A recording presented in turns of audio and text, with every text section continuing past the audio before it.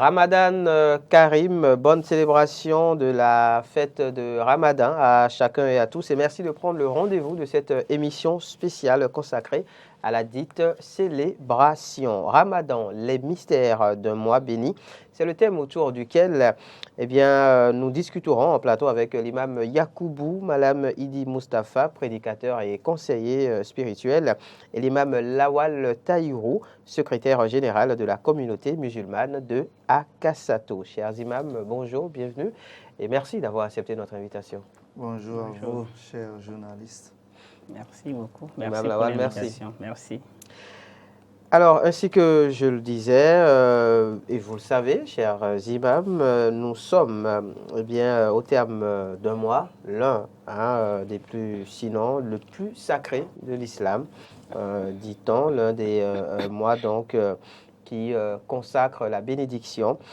C'est le mois du Ramadan, un mois qui regorge de beaucoup de mystères. Mystères qui, d'ailleurs, justifient son caractère béni, son caractère sacré. Mais quels sont-ils, justement, ces mystères? Avant que d'y répondre, d'entrée de jeu, dites-nous, imam Yakoubou, y a-t-il en islam, comme c'est le cas dans la chrétienté, par exemple, dans le calendrier, on parle de 12 mois. Est-ce qu'il y en a 12 aussi en islam? Et lequel est celui de Ramadan? Alhamdulillah, nous remercions Allah, nous lui rendons grâce. C'est au nom de lui que tout ce que nous faisons s'accomplisse. Comme vous le demandez, effectivement, dans notre glorieux Coran, dans la sourate Tawbah, Dieu il nous a cité le nombre de mois. Et il dit que le nombre de mois auprès d'Allah est de 12. D'accord. Donc, exactement, en islam également, nous avons 12 mois. D'accord. Et Dieu nous cite que dans le même verset, qu'il y a 4 de ces mois qui sont sacrés. Okay. On a le mois de Ramadan, lui, il occupe la 9e position du calendrier lunaire. Donc, c'est le 9e mois du calendrier lunaire que nous, musulmans, nous célébrons, nous effectuons le jeûne de ce mois. D'accord. Et ce n'est pas l'imam Lawal Tahirou qui me dira le contraire. Merci beaucoup. Bismillah, walhamdulillah, wa salatu wa salamu ala rasulillah. Nous rendons grâce à Allah qui nous a permis de vivre ces mois-là, ce mois, j'allais dire, ces jours de grâce, de miséricorde, et nous a permis de terminer ça dans la joie. Nous le remercions. Paix et bénédiction d'Allah sur le sceau des envoyés.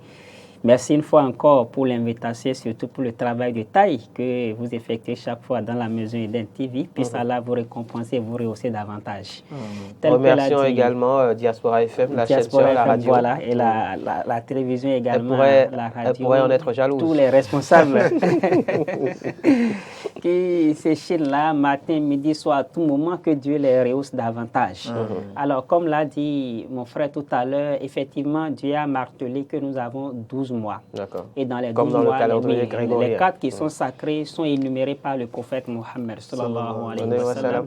Il s'agit numéro 1, parmi les mois qui sont sacrés, nous avons le 7e mois qu'on appelle le mois de Rajab, c'est un mois sacré. Nous avons le 11e mois qu'on appelle Zulqa'da, c'est un mois sacré. Nous avons le 12e mois Zulhijja, c'est un mois sacré.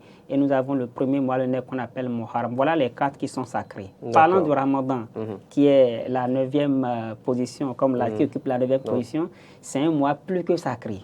C'est un mois qui est béni, qui n'a même pas de comparaison. Voilà. D'accord. Voilà donc la particularité, en tout cas, de ce mois de Ramadan, justement. Que signifie Ramadan? Ramadan, dans la littérature, et ça provient de quelque chose qui est sec. Parce que cette période correspondait à une période de sécheresse, de forte chaleur chez les Arabes. Donc c'est pour cela qu'ils ont nommé le mois la Ramadan. D'autres savants ont fait le pari en disant on appelle Ramadan parce que ça brûle les péchés. Parce qu'en jeûnant, par la pratique du jeûne, on se purifie spirituellement. On se purifie également corporellement. Donc c'est pour cela que ce mois est appelé Ramadan. D'accord. Imam Lawal? Alors, pour ajouter à cette thématique du point de vue de la terminologie religieuse, Ramadan est intimement lié au Coran. Parce que quand Dieu veut parler de ça, il a dit Shahru Ramadan, allazi unzila fihi al-Qur'an. Ramadan, c'est le mois que moi j'ai choisi pour faire descendre le Coran. C'est pourquoi quand on dit Ramadan, le premier réflexe qui vient directement à la tête, c'est le moment choisi par Dieu pour commencer la révélation du glorieux Coran. D'accord.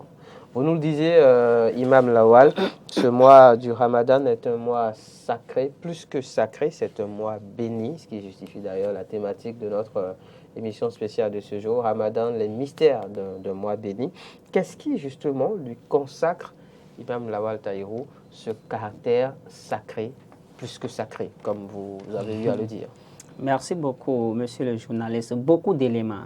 Il faut d'abord noter que le mois de Ramadan, quand ça arrive, la particularité ici, vous allez constater ça dans les mosquées. Les mosquées sont remplies du monde, sont émaillées du monde. Cela confirme l'enseignement de notre prophète Mohammed, sallallahu alayhi wa sallam, qui dit quand Ramadan arrive systématiquement, Allah ferme les portes de l'enfer, ouvre grandement les portes du paradis, les démons sont enchaînés. Donc celui qui avait la nonchalance, la paresse d'adorer Dieu pour aller, on voit en lui une détermination inexplicable, farouche. Inexplicable, justement. Donc, deuxième élément qui montre le caractère particulier de ce mois de Ramadan, c'est le jeûne qui s'y trouve. Puis ici, c'est un jeûne qui est obligatoire comparativement aux autres mois où les jeûnes sont facultatifs. Alors, le jeûne en lui-même, c'est un avocat que Dieu a réservé de façon spéciale pour ses serviteurs. Puisque l'enseignement à nous donné par notre guide, c'est que le jour de la résurrection, le musulman aura deux avocats qui vont intervenir en sa faveur. Le premier, c'est d'abord le jeûne. Il dira, oh mon Seigneur, ce serviteur, je l'ai empêché de manger, de boire, de se rapprocher de ce qui lui est même licite en pleine journée. À cause de moi, il s'est privé de tout cela. Je t'implore, accorde-moi la grâce d'intercéder en sa faveur. Et encore, comme nous l'avons dit que c'est un mois anniversaire du Coran, le Coran également vient en intercession pour ces serviteurs-là. Le Ramadan a un caractère particulier en ce sens que les invocations, les soucis, les chagrins, les maux qui nous minent chaque fois, on a l'opportunité de voir tous ces maux dissipés pendant ce mois de Ramadan. Les prières de la journée, les prières dans la nuit tardive, tout cela dans la balance pèse énormément. Pour le serviteur et ça lui permet d'atteindre les degrés qu'il ne pourra atteindre 20 ans, 40 ans. Dans le mois de Ramadan, il peut accéder facilement à ces faveurs-là.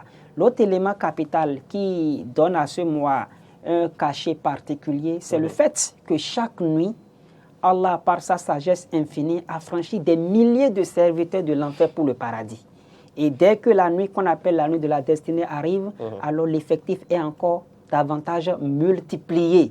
Et c'est une nuit qui n'a pas de comparaison. Une seule minute de cette nuit dépasse déjà 1 mois et demi. Puisque Dieu l'a comparé à plus de 1000 mois, cette seule nuit-là. C'est pourquoi vous allez constater dans la dernière décade du Ramadan, les veillées de gauche à droite et les prières à ne pas en finir, tout simplement dans la quête de cette nuit de bénédiction dont le prophète Mohammed a dit celui qui l'a raté aurait vraiment raté d'énormes avantages. C'est pourquoi le Ramadan, c'est un mois qui est émaillé de bénédictions qu'on ne peut tout énumérer. Les mystères, justement, de ce mois béni sont nombreux, sont énormes. Imam Malam Idi Mustafa, l'imam Lawal Tahirou en parlait.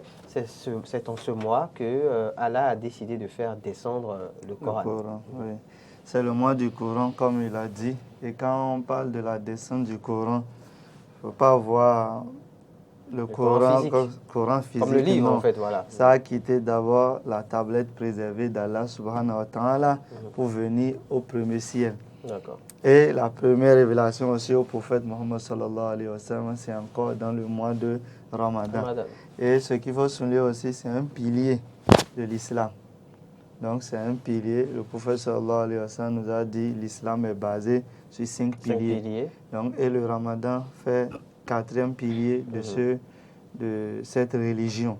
Donc ça montre son importance. En dehors de ce que l'imam a dit, il faut dire que dans ce mois, les récompenses sont multipliées. En quelque sorte, c'est un mois de bonus que Allah subhanahu wa ta'ala fait à ses serviteurs. Tu œuvres peu, mais la récompense est grande.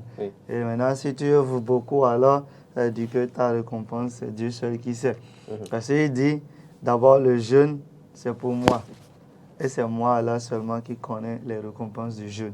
Donc celui qui jeûne d'abord sincèrement, c'est Dieu seul qui peut déterminer ce qu'il va gagner.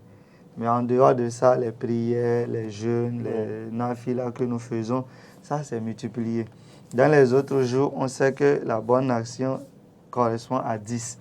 Par exemple, si je prends le Coran, dont il nous a parlé, dans les jours autres que Ramadan, une seule lettre, tu as 10 récompenses, ou bien 10 bonnes actions. Mais dans le mois de Ramadan, une seule lettre équivaut à 100 récompenses. Donc, c'est multiplié encore par 10. Et c'est la même chose que toutes les autres actions. L'aumône, la bonne parole, la visite des proches, le secours à l'opprimé et tout ce que nous connaissons comme bonne action. Donc, dans ce mois, c'est seulement ce mois-là qui a ça. C'est pour cela le mois, il est spécial et il regorge beaucoup d'intérêt. Et c'est pour cela nous l'aimons, nous les musulmans. Vous l'aimez et vous faites bien de le dire, imam, puisque justement on le remarque pendant ce mois du Ramadan, eh bien dans la ville, notamment les soirs, les mosquées sont bondées de monde. Vous le disiez si bien, imam Lawal Tahirou, bondées de monde, oui, parce que durant toute la journée, eh bien les fidèles musulmans se sont astreints de manger et également de faire un certain nombre de choses. C'est d'ailleurs l'occasion de revenir un peu sur tout ça. Je vais parler donc du jeûne, qui est évidemment qui fait partie donc eh bien des piliers justement de l'islam. Revenons sur le jeûne, sur les conditions donc pour que ce jeûne soit accepté par Allah. Merci beaucoup. Et parlant des conditions qui rendent valide le jeûne, les conditions de validité donc du jeûne de Ramadan, la toute première condition, comme nous l'avons dit, c'est d'abord l'islam.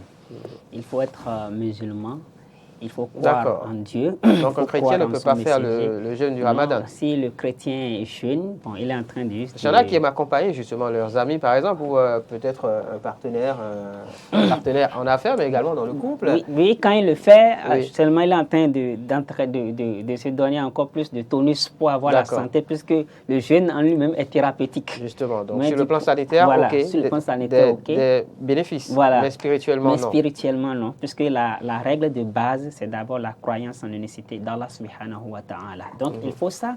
Deuxième élément qui rend, je vais dire, valide le jeûne de ce mois de Ramadan, c'est d'abord être pur. Quand une femme est en état de lochi ou de menstruation, elle ne peut pas jeûner. Donc, il faut être pur sans être dans cet état-là. Autre élément capital également pour que le jeûne de Ramadan puisse être validé, il faut savoir le moment de la prise du repas de l'aube et à quel moment également il faut rompre le jeûne, puisque c'est dans un temps bien déterminé. D'accord, donc quand on rate par exemple ça, le jeûne n'est pas pris en compte. Bien, quand tu ne romps pas le jeûne au moment indiqué, peut-être à 18h, tu décides de manger, là ce n'est plus le jeûne, tu as rompu ton jeûne. Donc pour que ton jeûne soit... Quand on rompt au-delà de l'heure Quand on rompt au-delà de l'heure, on a jeûné certes, mais on n'a pas respecté la tradition du prophète Mohammed qui nous a recommandé de se précipiter quand l'heure sonne, de rompre le jeûne. Alors l'autre élément très important à retenir pour la validité de nos jeûnes durant ce mois de Ramadan, c'est de focaliser notre attention bien évidemment sur ce qu'on prend. Le repas même qui nous sert à manger. Il ne faudrait pas que ce soit des choses illicites puisque Dieu est pur et il n'accepte que ce qui est pur comme l'a dit le prophète Mohammed sallallahu alayhi wa sallam. Le jeûne, c'est un acte qui englobe en lui-même les 3 différents degrés de patience. La patience, il y a le degré numéro 1 qui consiste à éviter l'interdit parce que l'âme aime beaucoup ce qui est interdit, la passion. Degré, c'est la patience dans l'obéissance de ce que Dieu a recommandé. Ça peut être difficile, mais comme c'est l'être suprême qui l'a recommandé, on s'efforce pour l'accomplir. Et la patience maintenant, c'est quand on est sujet des mots qu'on n'arrive pas à exprimer, à expliquer, on rivalise face à ces mots-là, la patience. Et quand on revient vers le jeûne, on retrouve tous ces éléments. Parce que celui qui a jeûné le matin, vous allez voir, et c'est les peines qu'on subit quand on jeûne. Ça nous rappelle un peu celui qui a faim et qui pratiquement toute sa journée est consacrée à ça, on sent un peu les douleurs de ces personnes-là. Oui. Donc, quand on jeûne, on a envie de manger, on a envie de boire, mais on n'arrive pas à le faire parce que c'est Dieu qui l'a recommandé. Quand on jeûne, on a son épouse qu'on pourrait se rapprocher d'elle, mais comme c'est Dieu qui l'a interdit, on s'éloigne de ça. Et quand on jeûne, quelles que soient les peines, on arrive à supporter, tout simplement pour pouvoir mériter pleinement les salaires de ce grand acte-là qui n'a pas de comparaison. C'est pour cela que, comme le disait tout à l'heure Imam Malam, le jeûne, ça appartient exclusivement à Dieu et c'est lui seul qui connaît quelle récompense il peut donner à celui qui l'a observé dans les règles de l'art. Beaucoup de bénédictions rattachées donc au jeûne et au respect strict des conditions pour qu'il soit validé. Imam Yacoubou, un complément d'information. Sur la validité également, il y a l'aspect qui est comportemental. Au-delà des règles de s'abstenir de boire, de manger, d'avoir des relations, il faut jeûner également par les membres. D'accord. Donc les yeux doivent jeûner, les oreilles, la bouche. Il ne faut pas regarder ce qui est interdit. Il ne faut plus regarder, c'est ça? Donc non, tu dois regarder, mais ce qui est halal, ce qui est autorisé. Il ne faut pas médire, insulter, provoquer à travers la langue. Donc les péchés de langue, il doit éviter également ça. Il ne faut pas écouter aussi la médisance, les calomnies. Donc tout cela, ça a un impact sur le jeûne. Parce que le prophète sallallahu alayhi wa sallam dit, il y a bon nombre de musulmans qui ne tirent de leur jeûne que la faim et la soif, mais qui n'ont rien auprès d'Allah subhanahu wa ta'ala. C'est des gens qui ont pensé il suffit de s'abstenir de manger, de boire. C'est comme décaler les heures de manger, c'est fini. Oui, non. Le jeûne va au-delà de ça. Donc, et si nous jeûnons, alors nous devons avoir une discipline visuelle de l'ouïe et également de la langue.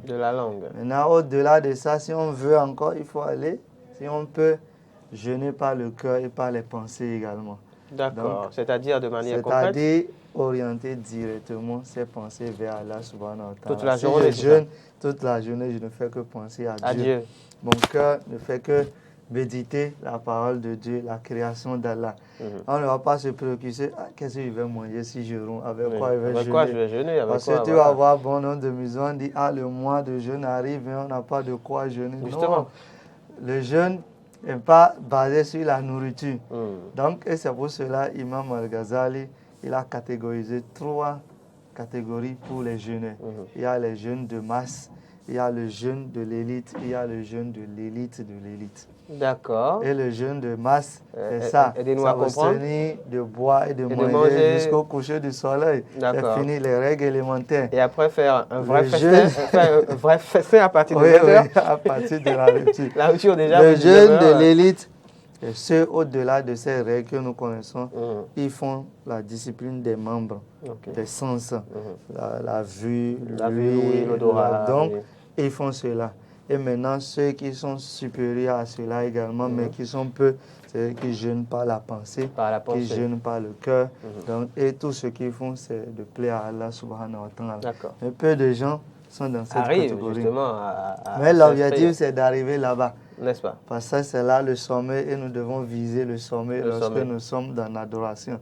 Donc, c'est pour cela, toutes les années de jeûne que nous faisons doivent chaque année améliorer notre pratique du jeûne. D'accord. Chaque année, on doit améliorer ça jusqu'à peut-être avant de mourir, on espère atteindre ce degré. Le 3e niveau, justement. Alors, pour atteindre ce 3e niveau, est-ce qu'il n'est pas important? Je pose la question, elle va paraître bête peut-être. Peut-être qu'il faudrait qu'au niveau de toutes ces catégories, on puisse en tenir compte la question de l'intention. Imam Lawal. Merci beaucoup. La question de l'intention, elle est tellement capitale, d'autant plus que le prophète Mohammed sallallahu alayhi wa sallam a dit innamal a'malu binniyat. Les actes ne valent que par les intentions qui les ont inspirés. Pourquoi je pose tel ou tel acte? Est-ce que c'est par ostentation? Est-ce que c'est pour me gosiller? Est-ce que c'est pour qu'on puisse savoir qu'il est musulman, il est ci, il est ça? Si c'est ça déjà, l'intention de base, l'acte n'a pas de sens. Puisque pour qu'un acte soit validé en islam, il faut forcément réunir 2 conditions capitales. La première condition pour tous les actes de façon générale. La première condition pour la validité de tous les actes, c'est ce que vous venez d'évoquer. Il faut que l'intention soit vouée exclusivement pour la cause de Dieu. Plaire à Dieu. Plaire à Dieu. Et la deuxième et la dernière condition, c'est de poser l'acte conformément à la recommandation de Dieu, comme l'a fait le messager qui est le prophète Mohammed sallallahu alayhi wa sallam. L'élément complémentaire à tout ce que nous avons dit précédemment, pour que tous les jeûnes, nos prières, tout cela soit validé, il faut accepter par Dieu. Il y a un point très important que nous avons tendance à négliger, c'est la rancune. La rancune, telle personne m'a offensé, il m'a parlé mal, je ne suis pas son égal. Et je vais garder cela dans mon cœur. Premier décade est parti, deuxième décade, jusqu'à la dernière décade, là mon jeûne n'a pas de sens. Parce qu'en islam, quel que soit ce qu'on t'a fait, fais l'effort pour pardonner à la personne. Quand tu gardes la personne 1 jour, 2 jours, 3 jours, on inscrit devant son nom, sur ton front. Ceux-là, il faut les laisser. C'est le jour où ils vont se réconcilier maintenant qu'on va jeter du regard sur les actes qu'ils posent. Sur leurs actes. Et tant qu'ils vont rester à vivre dans l'animosité, alors, quel que soit ce qu'ils font, ça ne dépasse même pas là où ils sont en train de poser l'acte. Le mois du Ramadan, c'est donc aussi un mois de culture, du pardon. Oui, le mois de Ramadan, moi je dis c'est un mois école. On apprend beaucoup de choses dedans, y compris le pardon, la tolérance, l'amour, le partage et tout. Parce que c'est ça vient nous apprendre. C'est les valeurs que l'islam véhicule. Et à travers la pratique du jeûne, Dieu nous amène à faire le stage d'un mois. Donc, si, comme il a dit, l'intention est de plaire à Allah subhanahu wa ta'ala en jeûnant, vous allez voir, ce jeûne va nous permettre d'acquérir ces qualités-là, à savoir le pardon. Si je jeûne pour Allah et que je sais que, comme l'a dit Imam Lawal, s'il y a de rancune envers mon frère, mon jeûne ne va pas atteindre Allah. Qu'est-ce qui va m'empêcher d'aller faire la paix avec lui? Je vais vite faire la paix parce que je ne veux pas que les efforts que je fournisse soient vains.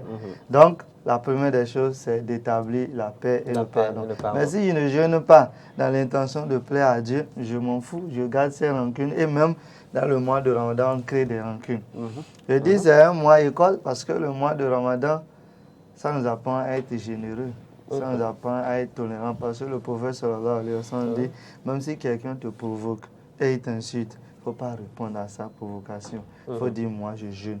Il ne faut pas différer la provocation pour dire attends, quand la réaction, jeûne, on va se rentrer dedans. On se retrouve. Non. Donc tu laisses tomber pour toujours. Là, ça nous apprend la tolérance. Il a parlé de la patience. Le jeûne nous apprend à être patient. Parce que l'imam Ghazali toujours nous dit le jeûne, ça fait le cas de la patience. Quand on jeûne, on acquiert de la patience. Parce que avoir la nourriture à côté et ne pas y aller, c'est être patient. Avoir ma femme halal à côté et que je ne peux pas y aller, c'est être patient. Donc si j'arrive à le faire, ça veut dire que je peux me discipliner aussi, même au-delà du mois de Ramadan. Donc, il faut que cela se pèlerinise à travers les pratiques.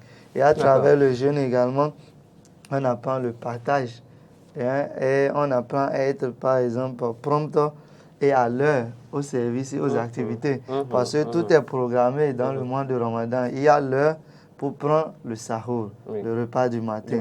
Il y a l'heure pour rompre le jeûne. Il y a l'heure pour les prières. Et si on arrive à respecter cela, ça veut dire que nous sommes capables de nous donner une discipline aussi sur le programme. Et celui qui a pu se réveiller tôt, pour jeûner, pour faire, il peut se réveiller tôt à l'heure et aller au service et ainsi de suite. Vaquer à ses occupations. La question justement des prières, des heures de prière, le respect, est-ce qu'il est important ici aussi, Imam Lawal? Merci beaucoup. Parlant des prières, pour le musulman doit savoir exactement comme le Ramadan est un pilier, la prière elle-même est le deuxième pilier. C'est le deuxième pilier de l'islam.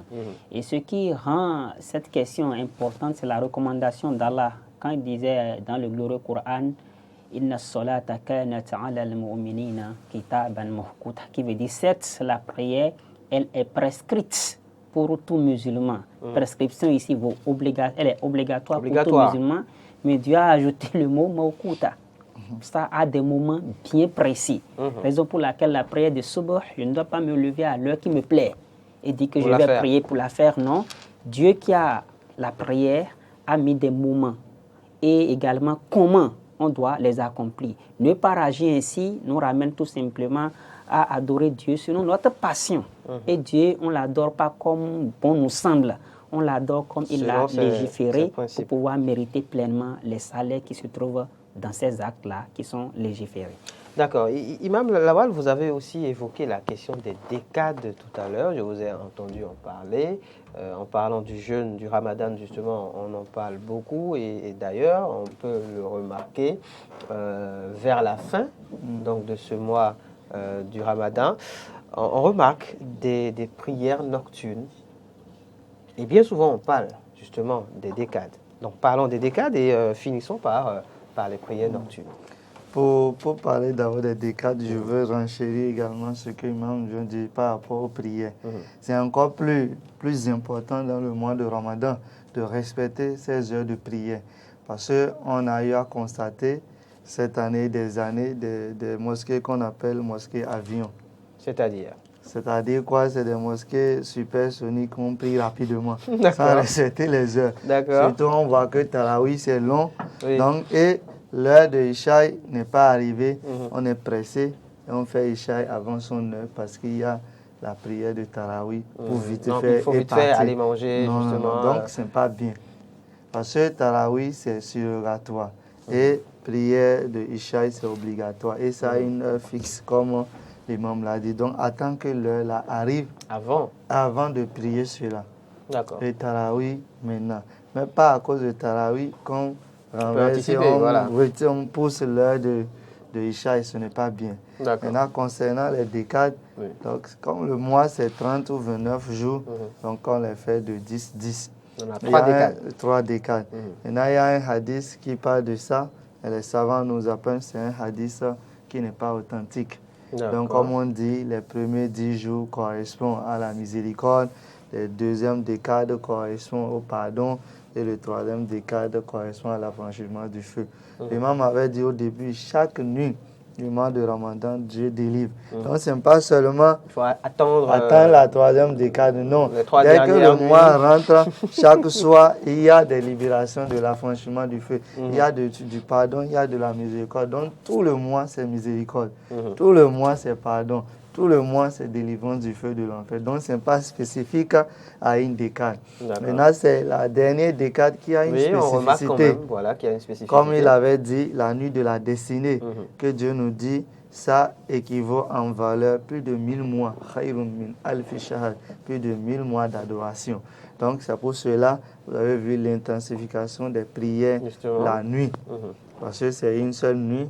Quand tu as la chance d'être en adoration durant cette nuit, alors tu as la récompense de plus de 1000 mois d'adoration. Mais comment on arrive justement à situer cette nuit, Imam Lawal? Est-ce qu'il est possible? Alors c'est vrai, vous le disiez, l'imam Yacoubou l'a également dit, toutes les nuits Allah délivre.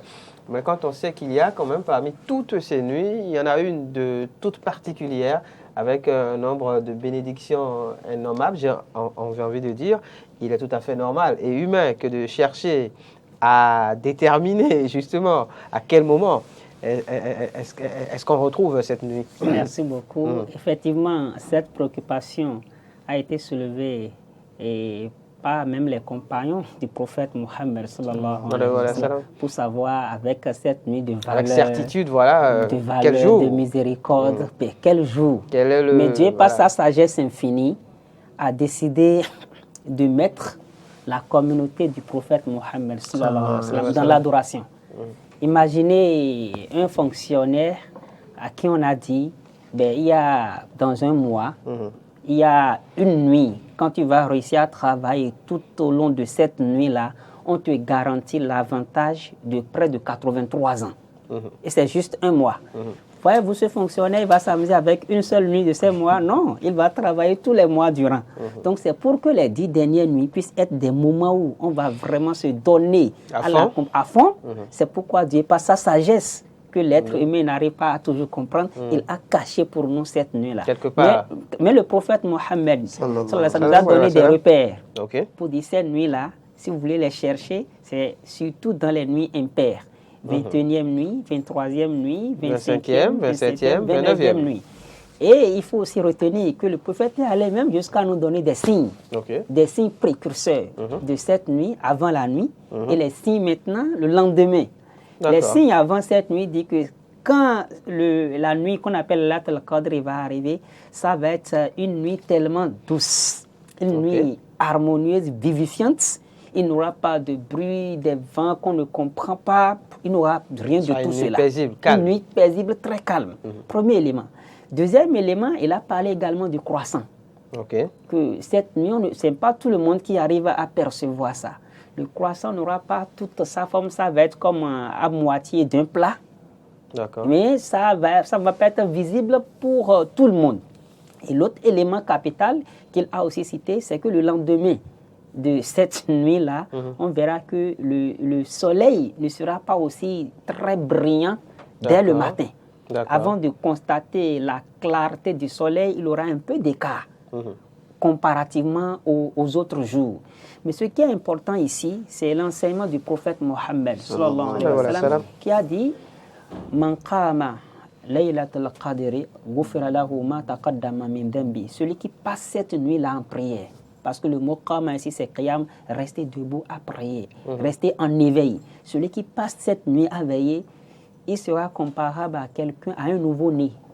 Comme le jour, sa maman l'a mis au monde sans aucun péché. C'est pour cela que vous allez voir toute la détermination des musulmans. Des fidèles musulmans, justement. Ces 10 dernières nuits-là. Et quand on prend même la sourate qui consacre l'explication de cette nuit, Dieu l'a martelé par 3 éléments différents pour nous montrer la grandeur de cette nuit.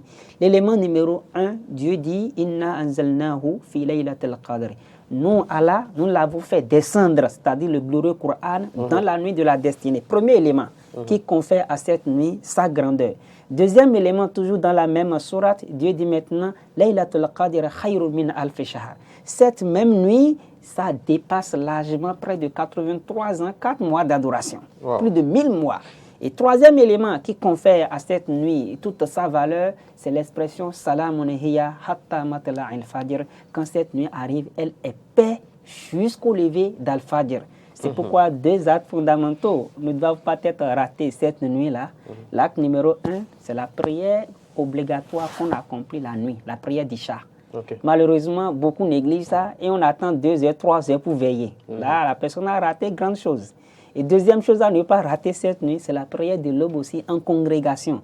Celui qui arrive à faire déjà ces 2 éléments cette nuit-là, il a déjà pris une bonne partie de la nuit. De la nuit, donc des bénédictions rattachées à la nuit de la destinée. Un complément d'information. Oui, aussi une spécificité de cette nuit, comme il a dit, les anges descendent en masse, y compris l'ange Jibril. Et on sait qu'après le départ du prophète, sallallahu alayhi wa sallam, l'ange Jibril ne vient plus. Parce que c'est le message qu'il amène au prophète, il n'y a plus de prophète. Mais pendant la nuit d'Al-Qadr, il descend sur la terre, ainsi que bon nombre d'anges pour venir disséminer la paix, la quiétude sur les adorateurs d'Allah subhanahu wa ta'ala. Et c'est pour cela qu'on recherche cette nuit. Comme il a dit, malgré ses spécificités, pour ne pas rater, il ne faut pas choisir les nuits. Donc le prophète sallallahu alayhi wa sallam, lui, il faisait un itikaf même. C'est-à-dire quand les 10 dernières nuits arrivent, il quitte la maison et il se loge à la mosquée. Et c'est le jour de la fête, le matin, il retourne à la maison pour ne rien rater des bénédictions de cette nuit-là. Donc si lui, il pouvait dire, bon, je vais attendre, peut-être Dieu va me montrer les signes, il n'a pas fait ça. Maintenant, nous, aujourd'hui, on se croit intelligent, on dit, bon, c'est la nuit un peu, je choisis pour aller. Si tu avais raté le début, vous ne savez pas, c'est Dieu seul qui sait. Si c'est le bon jour, vous avez commencé. Comment tu peux être sûr que c'est la nuit impaire que tu as choisi là? L'assurance veut qu'on cherche toutes les nuits. Et comme ça, tu es sûr que tu vas tomber dedans. Sans risque. Mais si tu choisis, tu es risqué. C'est un mois donc rempli de bénédictions. C'est ce qui lui confère son caractère sacré. On parle du mois de Ramadan. Et quand on a fini justement de jeûner durant tout un mois, durant 29 jours à peu près, chers imams, quand on a fait également donc ces prières nocturnes pour ne rien rater, des bénédictions rattachées à la nuit de la destinée, vient le jour de la célébration. vient le jour de la fête. Comment se comporte le bon fidèle musulman le jour de la fête?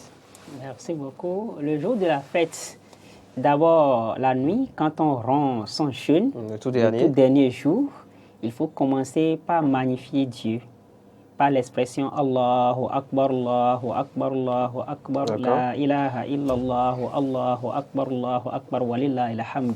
C'est un peu dit Dieu est le plus grand, Dieu est le plus grand, le divinité en dehors d'Allah, Allah est le plus grand. Le magnifier, le glorifier, le louanger tout simplement, puisque c'est une grâce de démarrer, de terminer. Ce ne sont pas tous ceux qui ont démarré qui ont terminé. Mieux, ce ne sont pas tous ceux qui ont terminé qui sont en bonne santé.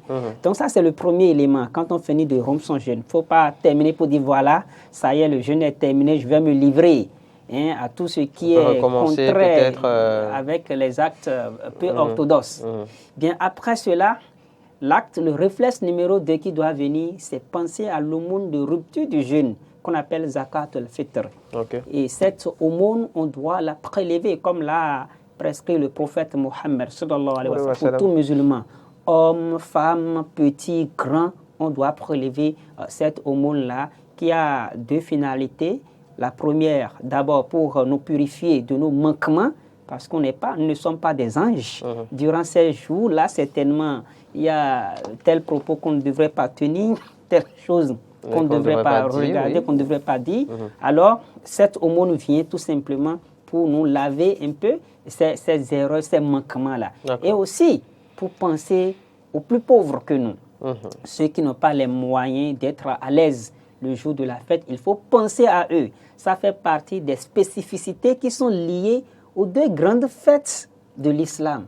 Parce que quand on prend la fête de la Tabaski, par exemple, il y a les viandes que nous distribuons. Donc ici aussi, Dieu a légiféré ça. Cette aumône de rupture du jeûne, qu'on puisse penser pour que la joie ne soit pas exclusivement à notre niveau. Parce que si tu es en fête, tu es en joie, et le voisin direct à côté de toi est en larmes, ne sait pas de quoi manger, de quoi nourrir ses enfants, la joie n'est pas partagée. Donc, deuxième réflexe, alors, penser à s'acquitter de cette aumône-là.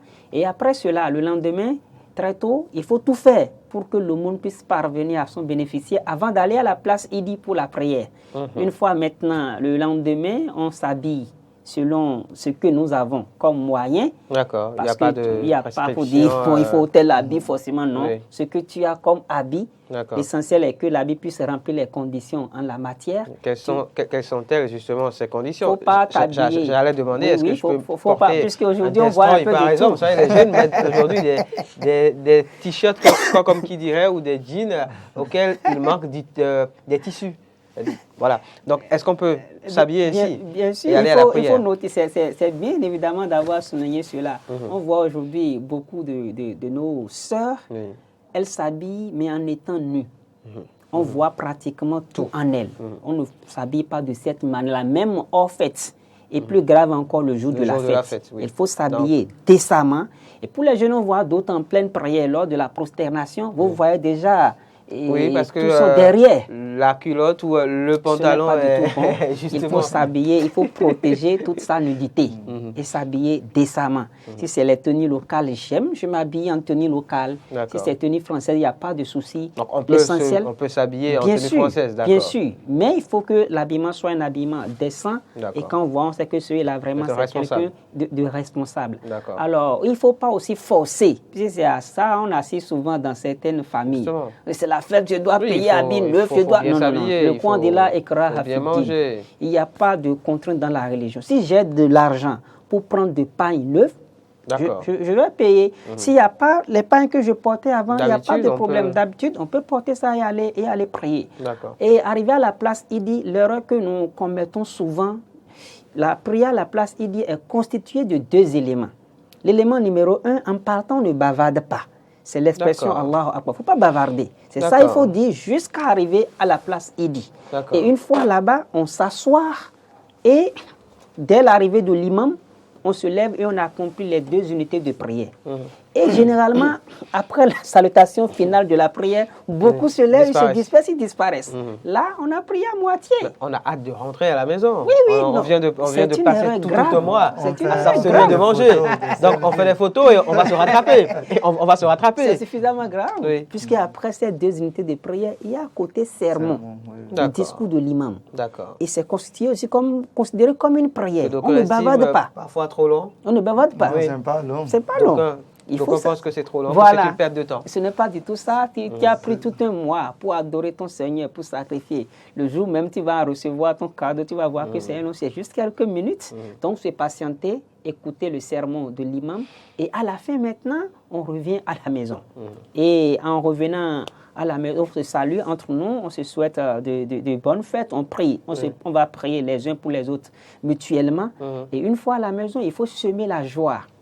Dans le cœur des enfants, la joie dans le cœur des femmes et consolider le lien parental. Là où il y avait des mésententes, tel oncle, telle tante, on ne se saluait pas. Il faut prendre ce jour alors pour briser ces animosités-là, se réconcilier et penser aussi aux défunts. Ceux qui avaient fêté avec nous il y a de cela 1 an, 2 ans, qui ne sont plus là, pensez à eux, priez pour eux. Voilà un peu quelques conduites du musulman le jour de la fête. Et quand on veut manger, on mange pratiquement tous les jours. Il ne faut pas fêter avec des boissons alcoolisées. Il ne faut pas fêter d'une manière non recommandée. Puisque ça va endommager davantage ce que tu as fait. Il ne faut pas abuser. Il ne faut pas abuser, il faut manger modérément. Il ne faut pas faire de l'incivisme, rouler à vive allure, on fait la fête. C'est la fête, on est content. Des accidents, non. Parce que la fête aussi, c'est une adoration. On est récompensé pour ce qu'on fait de bien lors de la fête et on est puni pour les péchés. D'accord. Et n'oublions pas, c'est la veille de la fête que les diables seront libérés. Et ils sont justement furieux. Les diables qui étaient enchaînés. Donc lui, il est furieux pour gâter tout ce que les gens ont fait. Donc il ne faut pas te laisser emballer dans le lot de ceux qui verront leurs œuvres déjà annulées dès la veille ou bien le lendemain de la fête. Pour cela, un autre acte fondamental, c'est de prier Dieu pour qu'il accepte ce qu'on a fait. D'accord. Parce que les compagnons du prophète sallallahu alayhi wa sallam, eux, ils vont passer 6 mois à prier Dieu d'accepter ce qu'ils ont fait dans le mois de Ramadan. Parce que c'est important. Si Dieu n'accepte pas et qu'il rejette tout, tu as perdu. Donc le musulman doit être dans la crainte et l'espoir. Et l'espoir, il faut prier Allah, accepte ce qu'on a fait, soit satisfait de nous et compte-nous parmi ceux qui auront profité de ce mois. Et comme il a dit, visiter les proches, appeler les parents qui sont loin pour se souhaiter la bonne fête et faire des prières pour que Dieu nous montre encore ce Ramadan-là. Parce que comme il a dit, d'autres ont commencé avec nous, ils n'ont pas fini. Donc nous, si on a fini, on a la bonne santé, il faut remercier Allah et lui demander d'accepter ce qu'on a fait dans ce mois-là. C'est très important. L'imam Lawa tout à l'heure a parlé de 2 fêtes en islam. Je veux bien croire qu'il s'agit donc du Ramadan et de la Tabaski. Il y a cette comparaison qu'on fait justement entre ces 2 fêtes.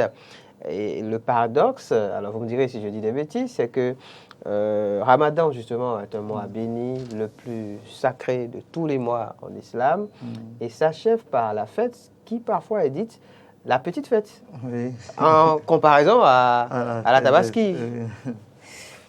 Merci beaucoup. D'abord, le mot fête, il faut retenir ça. En arabe, on parle de Eid. Les savants ont donné quelques explications par rapport à ce mot. Quand on dit Eid, ça vient du verbe anda pour dire ce qui revient chaque fois. Donc c'est parce que chaque année, Dieu nous renouvelle ça. Les gens disent que c'est pourquoi on appelle ça Eid. L'autre explication de Eid, c'est parce que les gens reviennent de l'accomplissement d'un pilier de l'islam, que ce soit Ramadan. Ça, c'est un pilier de l'islam. Tabaski, c'est après le pèlerinage, qui est aussi un pilier de l'islam. Donc, on revient fraîchement de ces actes-là qui nous lavent de nos péchés. C'est pourquoi on parle de Eid. Alors, ici, on ne parle pas de petites fêtes ou bien de grandes fêtes. Ce sont des moments de fête, de joie pour le musulman et des joies spécifiquement liées à des actes d'adoration. Ce n'est pas des fêtes, festivités montrées son pouvoir d'achat, son pouvoir de... Non. Oui. C'est des actes qui sont intimement liés à des piliers, des actes d'adoration, tout simplement. Que ce soit Ramadan, que ce soit Tabaski, ce sont toutes des fêtes pour la communauté musulmane. Le vendredi est qualifié aussi d'un jour de fête. De fête, oui. Certes, ce n'est pas grande fête comme Tabaski, Ramadan, c'est considéré aussi comme un jour de fête en islam. Tabaski, c'est une grande fête. Oui. Ramadan aussi, c'est une grande fête. Peut-être parce que, oui, à la Tabaski, justement, il y a l'immolation. Oui, bon, Tabaski, il faut dire, comme le prophète sallallahu alayhi wa sallam nous a légiféré au moins 3 jours ou 4 jours de fête. Et c'est des jours de tachérique, de bois. Bon, peut-être les gens disent ça de grandes fêtes. Comme il a dit, il y a assez de viande, il y a tout ça. Justement. Et c'est couronné par le pèlerinage, tout ça. Sinon, fête, c'est fête. Et comme il a dit, toutes les fêtes sont des adorations. Et vous allez voir, c'est après Ramadan, on fête. Également, après le pèlerinage, il y a la Tabaski. De fêter. Et chaque fête a un sens et ce que nous devons comprendre à travers ces fêtes-là. Donc, il faut les faire tous selon ce que Dieu nous a recommandé, sans exagérer. D'accord. Et rester dans le juste milieu, donc comme il a dit. Cette émission spéciale consacrée donc à la fête du Ramadan, le mois donc le plus béni de tous en islam, tire à sa fin. Mais avant que de nous séparer, il est important, alors on a fait un peu, disons, le parcours, oui, le début, le jeûne, comment ça se passe, la célébration en elle-même, comment ça se passe le jour J. Quid de l'après-Ramadan, pour ce qui est par exemple des jeûnes ou des jours de jeûne voilà, qu'on n'a pas pu respecter, comment on les rattrape? Est-ce qu'il est possible de les rattraper? Et une deuxième question, pour faire corps, quel est le bon comportement à avoir donc, par le fidèle musulman après le jeûne? Merci beaucoup, monsieur le journaliste. La première chose qu'il faut retenir après le Ramadan, c'est que le prophète Mohammed sallallahu alayhi wa sallam a légiféré pour nous 6 jours de jeûne du mois qui suit le Ramadan. Ce mois s'appelle Shawwal.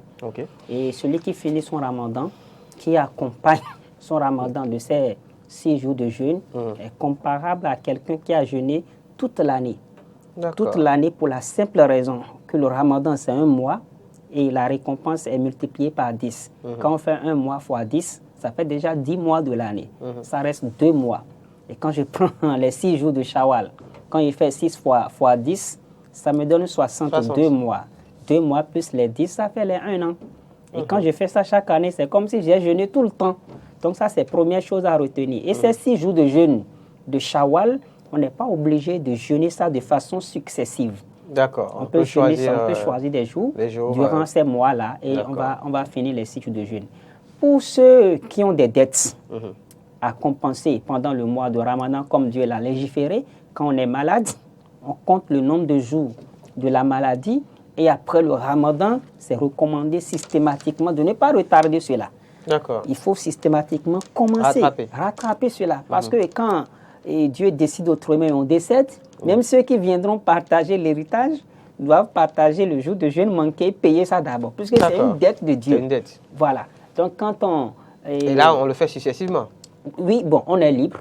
On est libre. On est libre puisque l'épouse du prophète Mohammed, sallallahu alayhi wa sallam, qu'on appelle Aïcha, parfois rate des jours de jeûne pour raison de menstruation, par exemple, pour nos mamans. Voilà, pour les femmes. Et elle attend. Quand Ramadan s'approche, elle se précipite pour payer ça, pour nous montrer que on est libre. Mais il faut avoir l'intention de vite payer cette dette. Donc, je parlais du malade.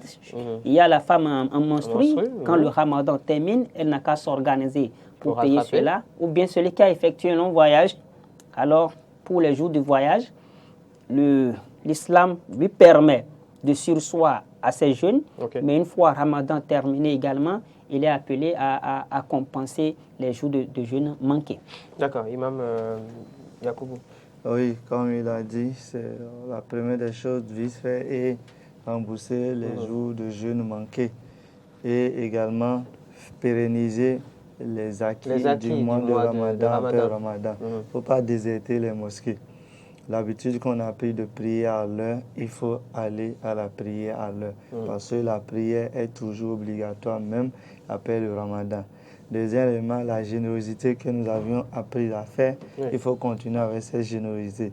Parce que les pauvres, les nécessités qui ont besoin d'aide pour jeûner, ils ont toujours besoin d'aide, même après le ramadan. Donc il faut que nous puissions continuer à être généreux vis-à-vis de ces gens-là.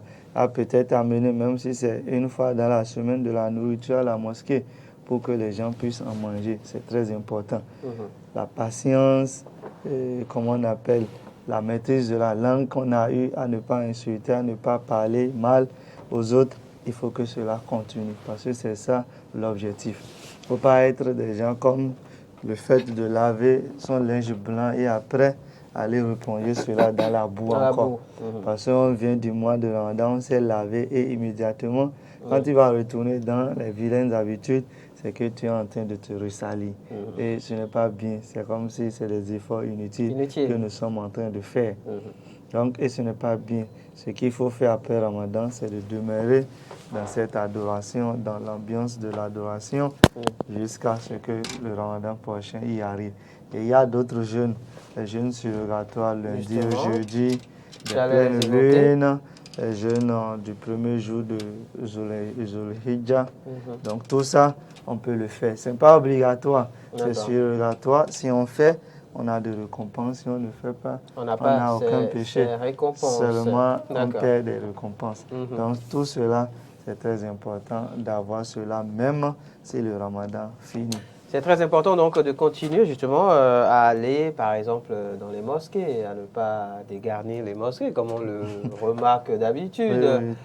Oui, pendant le mois du Ramadan, les mosquées sont remplies, tous les musulmans vont à la mosquée, mais dès que finit ce mois, au lendemain déjà donc de la célébration, sinon même le jour de la célébration. Il y en a d'autres qui ne vont pas prier. Voilà. C'est déplorable. Oui, ils sont en fête et ils oublient l'heure de la prière. Ils ne vont même pas prier. Ils ne vont même pas prier jusqu'au soir. Même la prière du matin, parfois, on n'y va pas.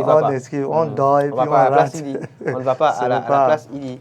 Est-ce qu'on gagne justement ces récompenses, par exemple, quand on a fait tout le jeûne? On a respecté donc tous les jours de jeûne et que le jour J de la fête, on ne va pas à la place Idi. Merci beaucoup, monsieur le journaliste. Quand on ne va pas à la place Idi, ça n'annule pas les bénéfices du jeûne. Les bénéfices du jeûne. Ça n'annule pas. Ce qui peut carrément annuler les bénéfices du jeûne, c'est de retomber à nouveau dans des péchés que Dieu a formellement interdits, tel qu'il a dit à notre prophète Mohammed. Quand tu vas m'associer quoi que ce soit, quelle que soit la taille des actes que tu as posés là, ça va s'annuler, ça va se consumer. Donc c'est pourquoi quand on finit le Ramadan, Dieu nous a mis en garde en disant ne soyez pas comparable à cette dame-là. C'était dans la période pré-islamique, il y avait une dame, elle confessionnait du pain avec des tuniques très beaux à voir. Et subitement, quelques temps après, et elle et tous ceux qui l'ont aidé à confessionner cela, elles se mettent à défaire le pain, à défaire ça brin par brin. Et Dieu nous dit, ne soyez pas comme celle-là. Après avoir prié, jeûné, veillé, fait tout cela, n'annulez pas ça à travers vos comportements barbares, bestiaux, que Dieu nous en préserve. Merci beaucoup, cher imam. Imam Yacoubou. Oui, nous allons prier à Allah d'accepter nos jours de jeûne, nos jours de veillée, que cela ne soit pas vain, qu'on puisse profiter de cela ici-bas et dans l'au-delà, qui nous aide à pérenniser ces acquis du Ramadan pour qu'on sorte une meilleure version de nous-mêmes, que ceux qui nous entourent comprennent, vraiment lui là, je ne peux dire vraiment, depuis ce mois, il a changé, tu viens à l'heure, au service, tu travailles bien, il n'y a plus de mensonges, tu es devenu une nouvelle personne. C'est ce que nous voulons, que Dieu nous aide à voir cela et qu'il nous aide à retrouver encore le Ramadan prochain, dans la santé et dans l'adoration. Merci, Imam Lawal. Merci beaucoup. Nous allons recommander à tous nos frères, à toutes nos sœurs que Dieu de Ramadan est Dieu de tous les mois. Dieu de Ramadan est Dieu également des autres mois qui ne sont pas des mois de Ramadan. Et l'adoration n'a pas de retraite. Il n'y a pas un temps délimité pour adorer Dieu. Le Coran dit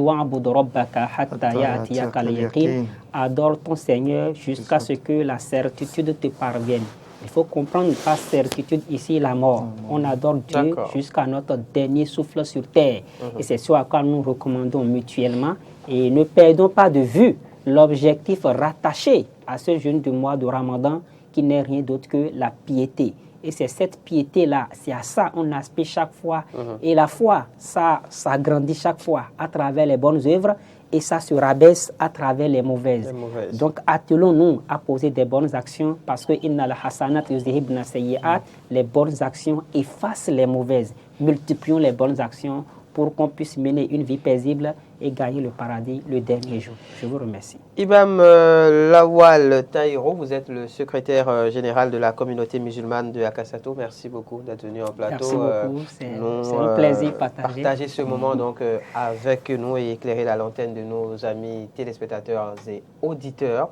Merci beaucoup à vous également, Imam Yacoubou Malam Idi Mustafa. Vous êtes prédicateur et conseiller spirituel. Merci également d'être venu en plateau et éclairer la lanterne. Merci à Diaspora et à IDN FM pour l'occasion qui nous donne de partager. Ramadan Karim. À chacun et à tous. Merci beaucoup. Bonne fête à toute la communauté. Au revoir, bonne fête. Merci. Salam alaikum.